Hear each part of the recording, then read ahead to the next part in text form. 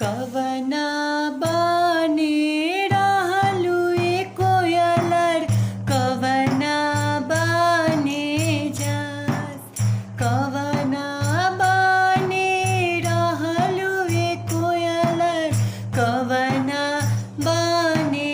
जास के करा दुअरवा ए कोयलर ऊँचा हला जास के करा दुअरवा ए कोयलर ऊँचा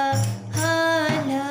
जास राने बाने रहलु ए कोयलर वृंदा बाने जास नंदन बाने रहलु ए कोयलर वृंदा बाने जास कवन बाबा के दुअरवा ए कोयलर ऊँचा हला जास कवन देव के दुअरवा ए कोयलर ऊँचा हला जास कहवा के पियर माटी कहाँ के कुदार है कहवा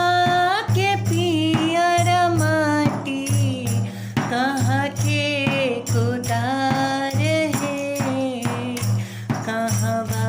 के साथ सुहागन माटी कोरे जास है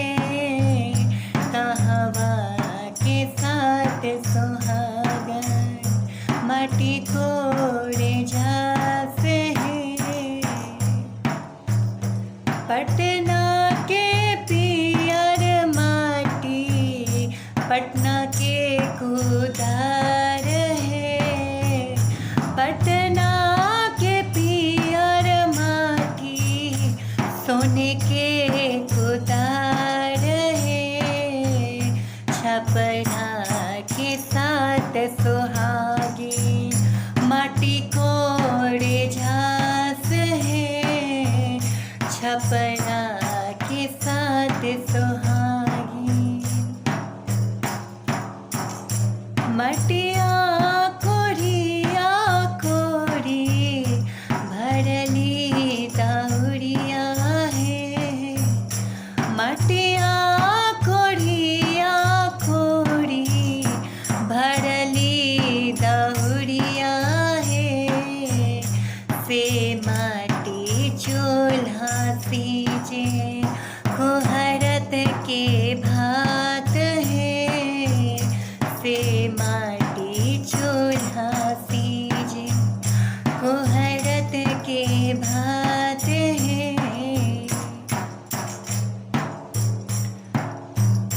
मटिया कोड़वनी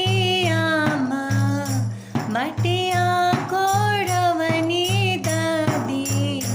का देबुने गहे मटिया कोड़वनी चाची का देबुने गहे